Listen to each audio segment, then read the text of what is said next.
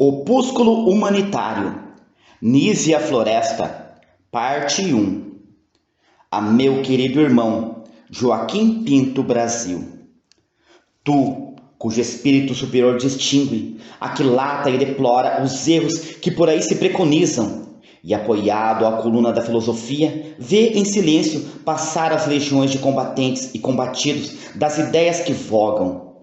Tu, cujo bom senso, fugindo à inconstante atmosfera política que tanto faz variar os homens, continua enérgico e perseverante na onerosa e nobre carreira que ambos encetamos lá, desde o albor da juventude. Tu, digo, compreenderás, lendo estes reflexos de um coração sempre dedicado à educação de nossa mocidade, o interesse que ela me inspira, ainda lutando com o mal físico que me oprime, depois de minha volta da Europa.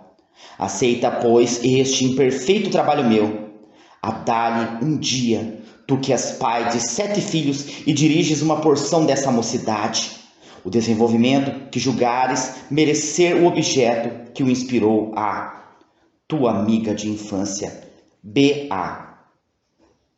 B.A., abreviação de Brasileira Augusta, um dos pseudônimos da autora.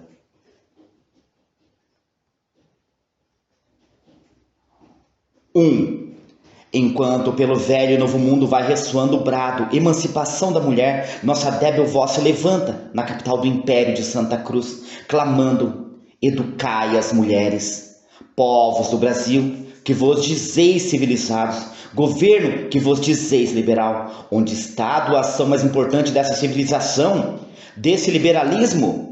Em todos os tempos e em todas as nações do mundo, a educação da mulher foi sempre um dos mais salientes característicos da civilização dos povos.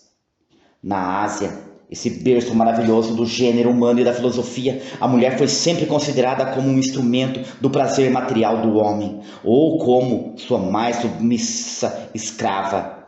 Assim, os seus povos, mesmo aqueles que atingiram ao mais alto grau de glória, tais como os babilônios, ostentando aos olhos das antigas gerações suas admiráveis muralhas, seus suspensos e soberbos jardins, suas colunatas de pórfiro, seus templos de jaspe, com zimbórios de pedras preciosas elevando-se às nuvens, obras que até hoje não têm podido ser imitadas. Esses povos tão poderosos, dizemos, permaneceram sempre em profunda ignorância dessa civilização, que só podia ser transmitida ao mundo pela emancipação da mulher, não conforme o filosofismo dos socialistas, mas como a compreendeu a sabedoria divina, elevando até a si a mulher, quando encarnou em seu seio o Redentor do mundo.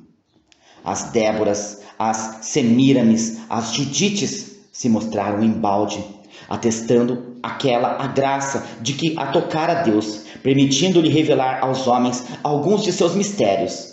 Estas, uma razão esclarecida, uma coragem rara, que provavam já então não ser a mulher somente destinada a guardar os rebanhos, a preparar a comida e a dar à luz a sua posteridade.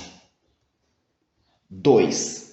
O Egito, com as suas maravilhosas pirâmides e todos os admiráveis monumentos com que o enriqueceram os faraós, os Ptolomeus e o seu mais famigerado conquistador, Sesostris, cujas proezas encheram seu século de assombro e os povos de terror, imitou com o resto da África toda a Ásia na apreciação da mulher. Também o Egito jazeu sempre submergido, apesar da profunda sabedoria de seus sacerdotes, em completa ignorância a respeito da educação que convém à mulher. Seus hieroglíficos, suas curiosas múmias e todos os fragmentos de sua admirável e extinta grandeza e conhecimentos que os sábios arqueólogos modernos com tanta perseverança estudam, não revelam que a inteligência da mulher fosse aí devidamente cultivada. A beleza física entre esses povos era o único mérito real da mulher, e ainda assim aquela que a possuía entrava em concorrência com outras e devorava depois, como nos tempos presentes, torturantes amarguras no fundo dos serralhos e dos haréns. Essa nobre porção da humanidade ainda é hoje, para o opróbrio daqueles povos, sujeita à aviltante lei de poligamia. Os Círios, os Nabucodonosores, os Xerxes, os Alexandres, os Darios, etc., que tiveram o poder de assolar e subjugar com seus numerosos exércitos tantas nações diversas, não compreendiam em seu furor de conquista que, conservando no embrutecimento o sexo que os alimentara, privando-se de maior glória do que a que lhes davam suas armas. Na Pérsia, a sabedoria dos magos. Na Índia, os princípios contidos nos Vedas e explicados por Jayamini e depois por Vyasa, da segunda escola Mimamsa, ou filosofia Vedanta. Os profetas mesmo, anunciando por toda a parte aos homens a palavra de Deus, nada fizeram para melhorar a condição da mulher. Enquanto estes últimos exortavam os reis e os povos a armar-se para castigarem os outros reis e outros povos, ou lhes prediziam a destruição dos impérios, a fim de abater-lhes o orgulho, olvidavam que a sabedoria do Eterno, na última de suas criações, quando formou a admirável máquina do universo, harmonizando todas as suas partes entre si, deu ao par ditoso, que devia ser o tronco do gênero humano, o mesmo sentir, a mesma inteligência, as mesmas prerrogativas.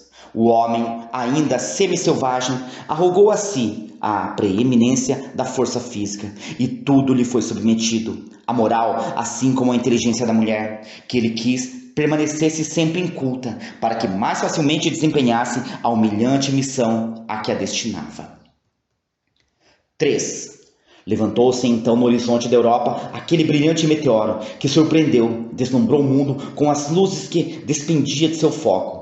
A Grécia teve leis mais brandas. Solon, mais sábio legislador que os sábios do Oriente e menos severo que Licurgo, foi o primeiro que melhor soube harmonizar os interesses da pátria com as vantagens da civilização. Depois dele, muitos sábios ilustraram essa pátria, que Homero, Sócrates, Aristóteles e Platão imortalizaram. O primeiro por suas inimitáveis poesias, o segundo pelo amor da sabedoria, pela qual morreu instruindo os homens, os últimos pelo grande desenvolvimento que deram à filosofia socrática, apresentando em resultado os dois grandes sistemas, que esses mais belos gênios do maior século da filosofia grega elevaram à mais alta potência, sem o caráter exclusivo que alguns filósofos lhe imputaram. Algumas mulheres apareceram na Grécia, tais como Aspásia, mestra do filósofo mártir, Safo, Peritione, Teresila e outras, cujo espírito, enriquecido dos mais variados e profundos conhecimentos, lhes atraiu a admiração da posterioridade. Os costumes da Grécia adoçaram-se. A mulher já não era ali um instrumento só de prazeres vãos e materiais. Ela associou-se aos trabalhos do espírito que ocupavam os homens, e a civilização da Grécia apresentou-se sem rival ao mundo inteiro. Mas a Trindade, anunciada entre todos os povos debaixo dos diversos símbolos, não se tinha manifestado ainda nos homens no mais admirável e paternal sacrifício do regenerador da humanidade. O brilhante facho do cristianismo não havia ainda baixado à terra. Os gregos, cultivando a sua inteligência, o atingindo a perfeição que os modernos tanto se têm esforçado por imitar, tropeçaram, entretanto, nas trevas do paganismo e, como os mais adiantados povos do Oriente, grosseiros erros cometeram. A inteligência da mulher, conquistando a ciência, começava a distinguir-se, mas faltava-lhe o tipo da mulher cristã. Sua mais nobre missão não podia ser ainda mais cumprida na terra. O mesmo aconteceu depois entre o mais bélico povo da antiguidade, cujo nome bastava para fazer tremer os outros povos. 4. As mulheres romanas assinalaram-se por heróicas virtudes, de que as mulheres modernas não têm dado ainda, como elas, exemplos. Porém, déspotas, tais como os romanos, não podiam compreender e ministrar à mulher a educação que lhe convém. Os déspotas querem escravos que se submetam humilde e cegamente à execução de suas vontades, e não inteligências que se oponham a elas e ensinem aos povos a sacudir o seu jugo. Fácil lhes foi, pois, deixarem na ignorância essa parte da humanidade, a quem Deus, em sua paternal providência, aquinhoou de maior porção de bondade e doçura. O egoísmo desse grande povo a respeito do sexo revela-se autenticamente em duas palavras do sábio e austero Catão. Esse oráculo disse: tratemos as mulheres como nossas iguais, e para logo elas tornar-se-ão nossas senhoras, e exigirão como tributo o que hoje recebem como uma graça. Infeliz Catão, pensando assim da mulher, bem longe estavas de prever o leito de desesperação que em Útica te preparavam os profundos desgostos causados pelos ambiciosos, inimigos dos seus austeros príncipes, a quem, como a ti, faltaram desde a infância esses anjos de paz, que tão salutar poder exerceram sobre os destinos dos homens, se os homens soubessem compreender bem sua grande missão na sociedade. Nesse terrível momento em que o estoico republicano, perdendo toda a esperança de libertar a pátria e não querendo dever a vida ao tirano que detestava, rasgou suas próprias entranhas, depois de ter lido o diálogo do sublime Platão sobre a imortalidade da alma, nem ao menos pensou que, se uma mãe religiosa esclarecida lhe tivesse dirigido os primeiros passos na vida, talvez tivesse-lhe feito melhor uso de suas virtudes e da leitura daquele admirável escrito. Assim, a orgulhosa Roma, apresentando nos fastos de sua história os pacíficos numas, adoçando por suas intuições religiosas a natural ferocidade dos romanos. Os brutos crendo servir a república por um furor que enluta a natureza. Os césares subjugando o mundo pelo poder de suas armas, sempre vitoriosas. Os cíceros extasiando os povos por sua eloquência. Julgavam-se quites para com a mulher, unindo a esses nomes os das Lucrécias, das Cornélias, das Vetúrias, etc. A detestável Fúvia, picando com um alfinete a língua do mais ilustre orador romano, não seria antes para vingar o sexo, cuja condição aquela grande eloquência nunca procurou melhorar, do que para satisfazer o furor que se lhe atribui pelas Filípicas, publicadas pelo célebre escritor? E essa ação horrorosamente repugnante, sobretudo em uma mulher, não lança como que um espesso véu sobre as severas virtudes daquelas respeitáveis matronas? Em uma sociedade em que a educação e o espírito das mulheres fossem rigorosamente cultivados, poderiam aparecer monstros, tais como as Messalinas, as Tulias, as Agripinas? 5. É uma verdade incontestável que a educação da mulher muita influência teve sobre a moralidade dos povos e que o lugar que ela ocupa entre eles é o barômetro que indica o progresso de sua civilização. Entre os bárbaros do norte e os selvagens da África e da Oceania, que papel representou e representa ainda a mulher, principalmente nas duas últimas regiões? A fé que muito humilhante seria para uma mulher de zelo. Aqueles que têm viajado por estes países ou lido a narração que de seus povos fazem verídicos historiadores lamentam tanta degradação da espécie humana. Deixaremos em silêncio a sorte da mulher da Europa na Idade Média, sob os Clovis, Carlos Magno, Otton, o grande Godofredo de Bouillon, Rodolfo de Habsburgo e Maomé II, vencedor de Constantino XII, o último imperador grego, com o qual acabou o Império Cristão de Bizâncio, para dar lugar, entre as monarquias europeias, à primeira monarquia otomana. Os cruzados, trazendo à sociedade ocidental o desenvolvimento da navegação, da indústria, das artes, das ciências e as línguas que lhes foi preciso aprender para estabelecerem uma comunidade de ideias entre os povos do gênio, as línguas diversas, preparando-lhe, assim, a época da Renascença, em que a Itália e depois a França tanto brilharam. Nenhum melhoramento fizeram na sorte da mulher.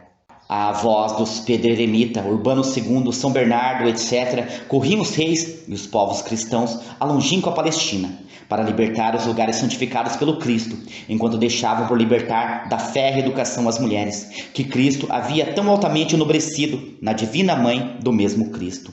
Quanto sangue derramou a humanidade, quantas vítimas sacrificadas sem nenhum resultado para ela. Que aberração, enfim, do espírito do cristianismo. Mas era então assim que compreendiam a sua missão na terra os grandes senhores do Ocidente, longe ou dentro de seus suntuosos e sombrios castelos, cujo eco nos repetem ainda as legendas desses tempos. No Oriente, as ciências e as artes fugiam espavoridas do solo, que sanguinolentas guerras devastavam. A Grécia esclarecida havia desaparecido, e os povos bárbaros ou reis fanáticos profanavam o alcácer das letras. Aos filósofos que encheram o mundo de admiração por sua sabedoria e pela beleza de seus escritos, sucederam imperadores tais como Miguel, o Gago, que não sabendo ler, proibiu-se ensinasse a ler às crianças. E Miguel III, que minado de vergonhosos vícios e desprezando como os seus antecessores a educação da mulher, mandara construir para os seus cavalos, que ele amava mais que a seus súditos, uma cavalharice, cujas paredes eram incrustadas de pórfido. O espírito das Anas Comenas despontava nessas regiões manchadas por toda a sorte de crimes, como desponta em noite tenebrosa o clarão de uma estrela, que brilha a furto no espaço. A caridade, virtude personificada no sexo pela mãe do Redentor do mundo, e o heroísmo com que algumas santas mulheres suportavam o martírio, na esperança de uma vida melhor, podiam então somente consolar a mulher cristã. Feliz aquela que, de fato, era, porque achava na fé essa luz divina que nos esclarece a alma, um poderoso antídoto contra a degeneração do homem e um porto seguro da salvação. Enquanto a civilização dormitava sob o anticristão e nunca assaz detestável regime feudal que oprimia cruelmente as mulheres, e as cruentas guerras da religião proporcionavam ao feroz instinto de o sanguinolento e bárbaro triunfo da horrorosa noite de São Bartolomeu. O mais funesto de todos os erros, o fanatismo, vomitava na Espanha e em Portugal o monstruoso flagelo que tem jamais oprimido a humanidade. O tremendo Tribunal do Santo Ofício, esse vergonhoso parto dos tempos modernos do cristianismo, tão fatal aos progressos da civilização, não queria encontrar nas vítimas que molava a moral esclarecida, a virtude obstinada dos Bororquias. Assim, a educação da mulher ficou estacionária, principalmente nesses países que a natureza enriqueceu de seus mais belos dons. 6. Lancemos agora os olhos sobre as 3 grandes nações da Europa moderna e os Estados Unidos em nossos dias. Vejamos se podemos aí encontrar alguma consolação à lembrança do quadro aflitivo que da mulher nos apresentam os tempos que felizmente lá vão longe para nós. A Alemanha, esse país clássico das ideias e da reflexão, é também o país por excelência nos respeitos tributados à mulher. A moralidade sentimental, cujo nome e ideia só existem na Alemanha, constituindo a sensibilidade um dever, não podia deixar de produzir ali os mais salutares efeitos no sexo, que possui incontestavelmente maior soma dessa faculdade. Os alemães, mais entusiásticos que fanáticos, mais pensadores que galantes, concederam à mulher privilégios reais, baseados na educação sólida desse povo, por demais profundo e morigerado, para compreender toda a importância da mãe de famílias, da matrona esclarecida, edificando os filhos e o sexo com exemplos de uma sã moral, derramando em torno deles as luzes de um espírito reto e superior, os efeitos de um coração bem formado e generoso. O legislador alemão, quando estabeleceu no casamento a igualdade entre os sexos, compreendeu, melhor que nenhum outro, a sabedoria do Eterno, dando ao homem e à mulher a mesma inteligência. Uma das 2 primeiras escritoras francesas de nosso século, Madame de Staël, atribui à facilidade do divórcio entre os alemães a introdução nas famílias de uma sorte de anarquia, que nada deixa subsistir em sua verdade, nem em sua força. A ilustre escritora, a cujo talento rendemos sempre a mais profunda homenagem, escrevendo essas linhas, abstraiu sem dúvida da anarquia de outra espécie, e até certo ponto muito mais perigosa, que lavra pelo centro das famílias de sua nação, a despeito da doutrina dos grandes pensadores, Montesquieu, Rousseau, Voltaire e Diderot, combatida depois pelos 2 eminentes espíritos, Condorcet e Sieyès, cujas vozes foram sufocadas pelos 3 fortes órgãos do século XVIII, Mirabeau, Danton e Robespierre. Os alemães, baseando a sua felicidade doméstica na moral esclarecida de suas mulheres, antes que em um julgo imposto pela lei, as subtraem, em geral, ao conhecimento de estratagemas, que certas mulheres do Sul sabem, com raro talento, empregar para triunfar em segredo desse julgo, a que parecem, em público, submeter-se com grande satisfação. Quantas vezes temos nós visto os homens do Sul, que mais inexoravelmente exprobam a instituição e a liberdade de que gozam as mulheres do Norte, serem vítimas do capricho ou da dissolução, resultado quase sempre infalível da ignorância e educação estacionárias das suas. Deixemo-los espiar suas crenças a respeito da mulher, e sem contestarmos a opinião da ilustre escritora francesa, cujo coração mais de uma vez contraiu-se sob a influência dos princípios dos homens de sua pátria, tão diametralmente opostos aos que ela censurava. Continuaremos a demonstrar a influência que tem a educação das mulheres sobre a moralidade e civilização dos povos. 7. A Alemanha é um exemplo que comprova essa asserção. A mulher germânica teve sempre grandes vantagens sobre as mulheres antigas e modernas. Chateaubriand, em uma das suas obras, faz o seu elogio, e o célebre autor de Gênio do Cristianismo não pode ser um juiz suspeito. Em nenhuma outra nação, o sentimento maternal, essa centelha divina, apresentou exemplos mais tocantes do que na Germânia. Assim também a ternura filial, caracterizada, entre outros, no barão Kroneck, poeta que, pela suavidade de seus versos, foi intitulado o Young alemão. Deveu ele a melhor parte de sua educação à sua mãe, mulher verdadeiramente germânica, a cuja perda sucumbiu na idade de 26 anos, depois de ter consagrado à sua memória os Cantos das Solidões, seu último poema. É ainda na Alemanha que se encontra o verdadeiro tipo do espírito de família e do respeito tributado à velhice, tão rigorosamente exercido pelos espartanos, tão menoscabado nas gerações presentes do Sul.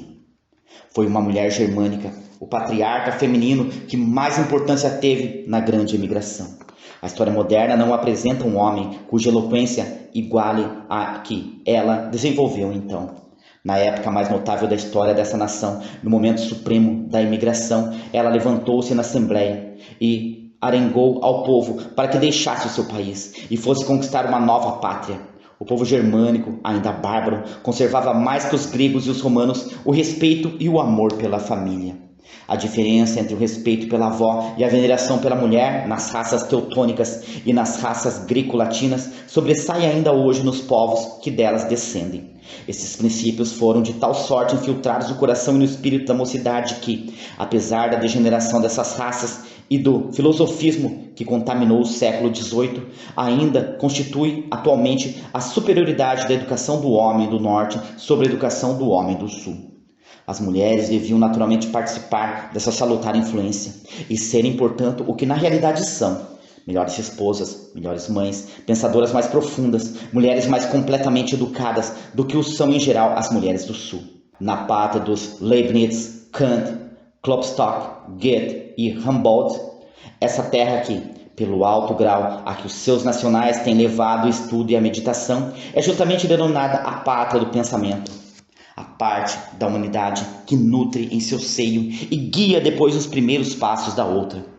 Foi e é ainda considerada como devidamente o merece. Também é a Alemanha a terra por excelência de um povo viril, franco, honesto e virtuoso.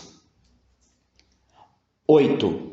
A Grã-Bretanha, marchando à frente de todas as nações pela sua força material, marcha igualmente em sua primeira ordem na civilização europeia, devendo todas as vantagens de que goza, tanto ao seu grandioso comércio como à estima pelas ciências e letras. Ela não tem negligenciado a educação da mulher e o cultivo de sua inteligência. O povo inglês, entre o qual existe menos influência das castas privilegiadas, mais espírito de ordem, mais atividade e mais convicção de seus próprios direitos, não podia deixar de facultar à mulher a liberdade e os meios de segui-lo nos processos da civilização moderna. O sexo a que pertencia àquela que, segundo a expressão de Voltaire, a Europa contava na ordem de seus maiores homens, Elizabeth, a cujo gênio deveu à Inglaterra a elevação de sua marinha, fazendo-a rivalizar-se com as de Holanda, de Gênova e de Veneza. Então, no apogeu de sua glória, o princípio do seu comércio nas Índias orientais, Pérsia, Rússia e América. O grande desenvolvimento de sua literatura, com Bacon, Halleck e Shakespeare, e o aperfeiçoamento de sua língua, tinha por, sem dúvida, incontestáveis direitos à sua consideração da parte de seus concidadãos. Demais, mulheres que têm de participar da sorte de um povo que reúne as duas maiores potências, a força e o querer, ao mais acrisolado critério, quando se trata de empregar os seus recursos para sustentar a própria dignidade ou para consolidar os seus interesses, assim materiais como morais. Mereciam receber a educação que as distingue e cujos felizes resultados convergem todos para o engrandecimento de sua nação. A mulher inglesa, educada nos severos princípios de uma sã e esclarecida moral, dá provas, desde sua mais tenra mocidade, de uma discrição e modesta altivez que as mulheres das outras nações não lhe podem disputar, gravando-se no espírito, quase logo ao sair do berço, a consciência de sua própria dignidade. Ela compreende muito cedo a nobreza do sexo a que pertence e a importância do cumprimento de seus deveres. Sem os árgos que velam constantemente sobre as donzelas de quase todas as outras nações, a donzela inglesa sabe impor, ainda ao mais dissoluto, o decoro que lhe é devido, a sólida educação que lhe é ministrada, servindo-lhe de égide, a subtrai à humilhação de uma vigilância que degrada a mulher, porque faz pensar ser-lhe necessário uma guarda para que ela permaneça pura. Assim também, compreendendo melhor que as suas ilustradas vizinhas do continente a importância dos sagrados deveres de esposa e de mãe, a mulher inglesa não vê, como geralmente aquelas, no casamento, um estado que as liberta do jugo de solteira e lhes permite uma liberdade de que nem sempre fazem bom uso. Pelo contrário, é neste novo estado que começa para ela a prática de todas as virtudes da vida doméstica. Pode dizer-se que o primeiro dever maternal e inato à mulher inglesa, a quem a civilização nada tem feito perder do sentimento que ordena, não foi necessário um Emílio de Rousseau para indicá-lo. A donzela e a esposa representam, em França e Inglaterra, um papel diametralmente oposto no seu respectivo estado, e é ainda só a educação eminentemente religiosa da mocidade inglesa que se deve atribuir essa grande diferença. Além disso, o espírito do galanteio que caracteriza os homens da primeira nação, sendo estranho aos da segunda, as mulheres inglesas têm a vantagem de respirar desde os seus primeiros anos na atmosfera da sinceridade, que, com o sentimento de independência, forma o principal caráter de sua nação. 9. Da mesma sorte que a Inglaterra é o modo da religião, do comércio e da liberdade, as suas mulheres o são das virtudes domésticas e da nobre altivez de seu sexo. Modernas gregas e romanas na beleza e na severa continência, elas são superiores às primeiras pela morigeração de seus costumes e às segundas pela instrução do seu espírito. A educação da mulher inglesa é, como a liberdade política dos ingleses, fundada em sua moral. E assim como a verdadeira base de um governo é a liberdade política, conforme observa o ilustre autor do Espírito das Leis. Assim também a religião deve ser a base da educação da mulher. O povo inglês compreendeu e mais que nenhum outro demonstra praticamente esta verdade. Daí a causa primária das vantagens de sua educação sobre a de outros povos. A maior parte de suas grandes escritoras tem feito sobressair em suas obras a moral dessa religião inoculada em sua alma. Deste número são, entre outras, Mrs. Inchbald, cuja conduta honrosa em uma profissão rodeada de perigos dá uma nova autoridade a seus escritos e os torna recomendáveis. Miss Maria Edgeworth, cujo grande mérito consiste em sua moral doce e agradável.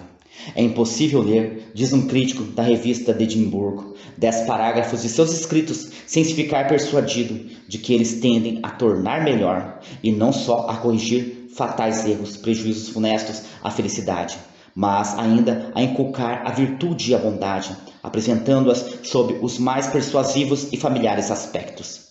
Miss Jane Austen, de uma intenção moral menos elevada talvez, porém mais eficaz que a de Miss Edgeworth. A profunda delicadeza dos sentimentos desta escritora é o predicado ordinário das mulheres. Mrs. Elizabeth Hamilton, que foi a primeira a pintar justa e vivamente a vida das classes baixas da Escócia. E Mrs. Hannah More, que continua a classe notável de moralistas femininos. Aos 17 anos era ela já autora, e sua principal obra, Coelebs em busca de uma esposa, mostra as disposições, os costumes, os princípios que podem assegurar a felicidade doméstica. 10. Os dois grandes admiradores da Constituição inglesa e dos costumes da Inglaterra, Voltaire e Montesquieu, nas brilhantes páginas que escreveram a respeito, não quiseram dar uma prova de imparcialidade, atribuindo também à influência da educação da mulher o engrandecimento daquele povo. Mas todos conhecem a opinião desses dois célebres escritores, de moral e crenças diversas a respeito do sexo. O primeiro assinala esta opinião nos sarcasmos contra todas as mulheres, com os quais julgava punir aquela que lhe havia consagrado a vida. O segundo nas linhas seguintes, contidas em seu admirável livro do Espírito das Leis, La Nature, qui a distingué les hommes par la force et par la raison, nas mis à leur prouver des autres termes, quo celui de cette raison et de cette force. Elle a donné aux femmes des agréments et a voulu que les ascendants finissent avec ces agréments. O virtuoso Montesquieu, pensando assim da mulher, autorizava ao degenerado espiritualista Rousseau quando disse: La femme est faite spécialement pour plaire à l'homme si l'homme doit lui plaire à son tour. C'est d'une nécessité moins directe. Son mérite est dans sa puissance. Il plaît par la cela seu qui est fort. Quanto a Montesquieu, lastimamos, sem admirar, um tal desvio da justa apreciação da mulher, porque estamos habituados a ver, na história de todos os povos, eminentes capacidades, como o ilustre escritor, caírem no mesmo erro quando tratam dela. Do autor do Contrato Social, cujas obras mereceram tanta consideração dos homens pensadores, julgamos que não podia ele melhor descrever a mulher no estado selvagem, de que foi tão grande apologista. Anteporemos, entretanto, aquelas linhas suas já citadas de observação seguinte do muito espirituoso e distinto literato Philarète Charles. La femme n'est rien pour les sauvages, esclave au début de la civilisation. Elle acquiert ses droits et sa valeur en pourcourant les degrés qui effaçant la tyrannie de la force physique et front régénère l'intelligence. Mas deixemos a Wollstonecraft, Condorcet, C.S. Leboeuf, etc. A defesa dos direitos do sexo. A nossa tarefa é outra, e cremos que mais conveniente será às sociedades modernas a educação da mulher. 11. A França, essa fagueira região dos belos espíritos, onde todas as fisionomias sorriem ao estrangeiro, e a afabilidade da mais acessível civilização o acolhe e o consola das saudades da pátria. Esse viveiro moderno de grandes notabilidades em todas as ciências e artes não tem chegado ao apogeu da glória de ser o centro luminoso, donde se desprendem as brilhantes centelhas que vão esclarecendo os demais povos na marcha progressiva das ideias. Senão porque a mulher é ali admitida de comum com os homens a cultivar a sua inteligência. Se a severidade de uma página da legislação francesa exclui a mulher da supremacia de que gozam as mulheres das duas nações de que falamos ultimamente, o império do espírito, em cujo trono ela se assenta como absoluta soberana, prodigamente a indeniza dessa parcialidade, depondo em suas mãos, como por vezes tem acontecido de uma maneira indireta, os destinos dessa bela nação. E o mundo tem visto-se as Poitiers, as Médicis, as de Trestres, as Pompadour, etc. E as virtuosas Maintenon, Antoniette e Adelaide, esclarecida conselheira de Luís Felipe, tem dirigido, mais que os reis, o governo da França. A mulher francesa reina de fato pelo espírito e muita vez mais plenamente que as soberanas de direito sobre os outros povos. Sem embargo, de todos os antagonistas do desenvolvimento intelectual da mulher, entre os quais tão despoticamente sobressai a célebre Córcego, acérrimo inimigo da superioridade do espírito feminino, a França, esclarecida, compreendeu a distância que mediava dela a França feudal, e as luzes das ciências espalharam-se por todas as inteligências, sem distinção de sexo nem de classes. Depois que Descartes abriu a filosofia, uma nova era, e os homens do progresso, afrontando doutrinas retrógradas, caminham avante na grande obra do aperfeiçoamento da sociedade moderna. A mulher francesa não se limitou somente aos exemplos de coragem que deu a Joana d'Arc a glória de libertar a pátria do poder dos ingleses e segurou o punhal na mão de Carlota Corday para expurgar dela o sanguinário Marat. Outras virtudes, outros triunfos mais dignos da mulher obtêm e distinguem as francesas de nossos dias. As afetuosas páginas, inspiradas pelo amor maternal da sensível Seguin, fizeram brotar em mais de um coração feminino sazonados frutos com que muitas de suas conterrâneas alimentaram o espírito da mocidade de seu sexo.